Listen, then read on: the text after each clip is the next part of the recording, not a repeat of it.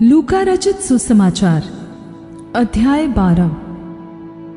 इतने में जब हजारों की भीड़ लग गई, यहाँ तक कि एक दूसरे पर गिरे पड़ते थे, तो वह सबसे पहले अपने चेलों से कहने लगा, फरीसियों के कपट रूपी खमीर से सावधान रहना। कुछ ढपा नहीं जो खोला न जाएगा, और न कुछ छिपा है जो जाना न जाएगा। इसलिए जो कुछ तुमने अंधेरे में कहा है वह उजाले में सुना जाएगा, और जो तुमने भीतर के कमरों में कानों कान कहा है वह छतों पर प्रचार किया जाएगा। परंतु मैं तुमसे जो मेरे मित्र हो कहता हूँ कि जो शरीर को मार सकते हैं और उससे ज्यादा और कुछ नहीं कर सकते, उनसे मत डरो। मैं तुम्हें चेतावनी देता हूँ कि तुम्हें किससे डरना चाहिए। मारने के बाद जिसको नरक में डालने का अधिकार है उसी से डरो, वरन मैं तुमसे कहता हूँ उसी से डरो। क्या 2 पैसे की 5 गौरैयें नहीं बिकती? फिर भी परमेश्वर उनमें से एक को भी नहीं भूलता। वरन तुम्हारे सिर के सब बाल भी गिने हुए हैं। अतः डरो नहीं, तुम बहुत गौरैयों से बढ़कर हो। मैं तुमसे कहता हूँ, जो कोई मनुष्यों के सामने मुझे मान लेगा, उसे मनुष्य का पुत्र भी परमेश्वर के स्वर्गदूतों के सामने मान लेगा। परंतु जो मनुष्यों के सामने मुझे इनकार करे, उसका परमेश्वर के स्वर्गदूतों के सामने इनकार किया जाएगा। जो कोई मनुष्य के पुत्र के विरोध में कोई बात कहे, उसका वह अपराध क्षमा किया जाएगा, परंतु जो पवित्र आत्मा की निंदा करे, उसका अपराध क्षमा नहीं किया जाएगा।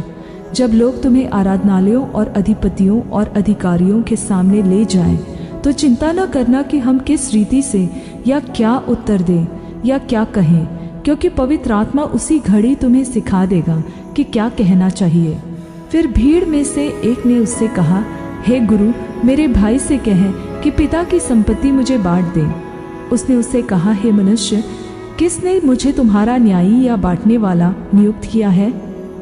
और उसने उनसे कहा, सावधान रहो और हर प्रकार के लोभ से अपने आप को बचाए रखो, क्योंकि किसी का जीवन उसकी संपत्ति की बहुतायत से नहीं होता।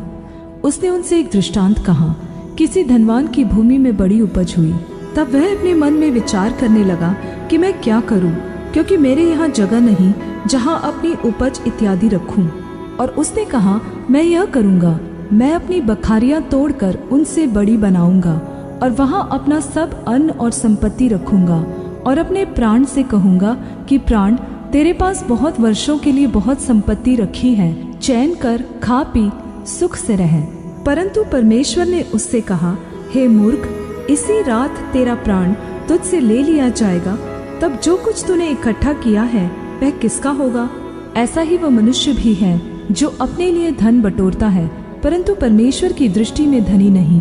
फिर उसने अपने चेलों से कहा, इसलिए मैं तुमसे कहता हूँ, अपने जीवन की चिंता ना करो कि हम क्या खाएंगे, न अपने शरीर की कि क्या पहनेंगे, क्योंकि भोजन से प्राण और वस्त्र से शरीर बढ़कर है। कौओं पर ध्यान दो, वे न बोते हैं न काटते, न उनके भंडार और न खत्ता होता है, फिर भी परमेश्वर उन्हें खिलाता है। तुम्हारा मूल्य पक्षियों से कहीं अधिक है।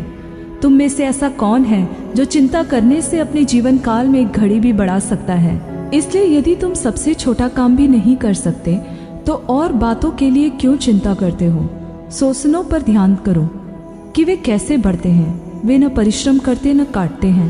फिर भी मैं तुमसे कहता हूँ कि सुलेमान भी अपने सारे वैभव में उनमें से किसी एक के समान वस्त्र पहने हुए न था। इसलिए यदि परमेश्वर मैदान की घास को जो आज है और कल भट्टी में झोंकी जाएगी ऐसा पहनाता है, तो हे अल्पविश्वासियों, वह तुम्हें अधिक क्यों न पहनाएगा। और तुम इस बात की खोज में न रहो कि क्या खाएंगे और क्या पिएंगे, और न संदेह करो, क्योंकि संसार की जातियां इन सब वस्तुओं की खोज में रहती है, और तुम्हारा पिता जानता है कि तुम्हें इन वस्तुओं की आवश्यकता है। परंतु उसके राज्य की खोज में रहो, तो ये वस्तुएं भी तुम्हें मिल जाएंगी। हे छोटे झुंड, मत डर, क्योंकि तुम्हारे पिता को यह भाया है कि तुम्हें राज्य दे। अपनी संपत्ति बेचकर दान कर दो, और अपने लिए ऐसे बटुए बनाओ जो पुराने नहीं होते, अर्थात स्वर्ग पर ऐसा धन इकट्ठा करो जो घटता नहीं, जिसके निकट चोर नहीं जाता और कीड़ा नाश नहीं करता, क्योंकि जहाँ तुम्हारा धन है वहाँ तुम्हारा मन भी लगा रहेगा। तुम्हारी कमर बंधी रहे और तुम्हारे दिए जलते रहे, और तुम उन मनुष्यों के समान बनो जो अपने स्वामी की प्रतीक्षा कर रहे हो कि वह विवाह से कब लौटेगा, कि जब वह आकर द्वार खटखटाए तो तुरंत उसके लिए खोल दे। धन्य है वे दास जिन्हें स्वामी आकर जागते पाए। मैं तुमसे सच कहता हूँ कि वह कमर बांधकर उन्हें भोजन करने को बैठाएगा और पास आकर उनकी सेवा करेगा। यदि वह रात के दूसरे पहर या तीसरे पहर में आकर उन्हें जागते पाए तो वे दास धन्य है।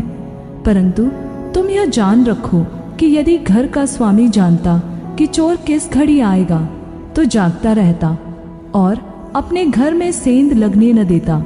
तुम भी तैयार रहो, क्योंकि जिस घड़ी तुम सोचते भी नहीं उस घड़ी मनुष्य का पुत्र आ जाएगा। तब पतरस ने कहा, हे प्रभु, क्या यह दृष्टांत तू हम ही से या सबसे कहता है? प्रभु ने कहा, वह विश्वासयोग्य और बुद्धिमान भंडारी कौन है जिसका स्वामी उसे नौकर चाकरों पर सरदार ठहराए कि उन्हें समय पर भोजन सामग्री दे। धन्य है वह दास जिसे उसका स्वामी आकर ऐसा ही करते पाए।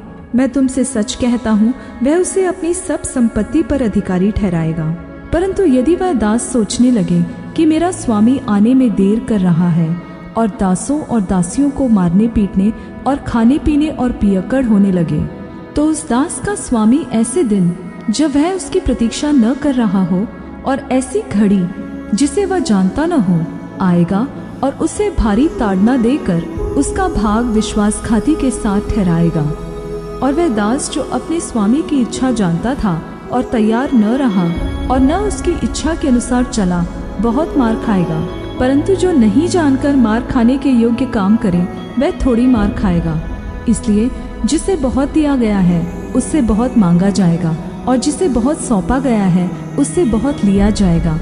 मैं पृथ्वी पर आग लगाने आया हूँ, और क्या चाहता हूँ केवल यह कि अभी सुलग जाती। मुझे तो एक बपतिस्मा लेना है, और जब तक वह न हो ले तब तक मैं कैसी व्यथा में रहूंगा। क्या तुम समझते हो कि मैं पृथ्वी पर मिलाप कराने आया हूँ? मैं तुमसे कहता हूँ नहीं, वरन अलग कराने आया हूँ। क्योंकि अब से एक घर में 5 जन आपस में विरोध रखेंगे, 3 2 से, 2 3 से, पिता पुत्र से और पुत्र पिता से विरोध रखेगा, माँ बेटी से और बेटी माँ से, सास बहू से और बहू सास से विरोध रखेगी। और उसने भीड़ से भी कहा, जब बादल को पश्चिम से उठते देखते हो तो तुरंत कहते हो कि वर्षा होगी, और ऐसा ही होता है। और जब दक्षिणी हवा चलती देखते हो तो कहते हो कि लू चलेगी, और ऐसा ही होता है। हे कपटियों, तुम धरती और आकाश के रूप में भेद कर सकते हो, परंतु इस युग के विषय में क्यों भेद करना नहीं जानते?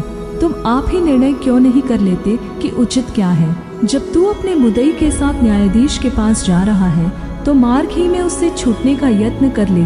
ऐसा न हो कि वह तुझे न्यायी के पास खींच ले जाए और न्यायी तुझे सिपाही को सौंपे और सिपाही तुझे बंदीगृह में डाल दे।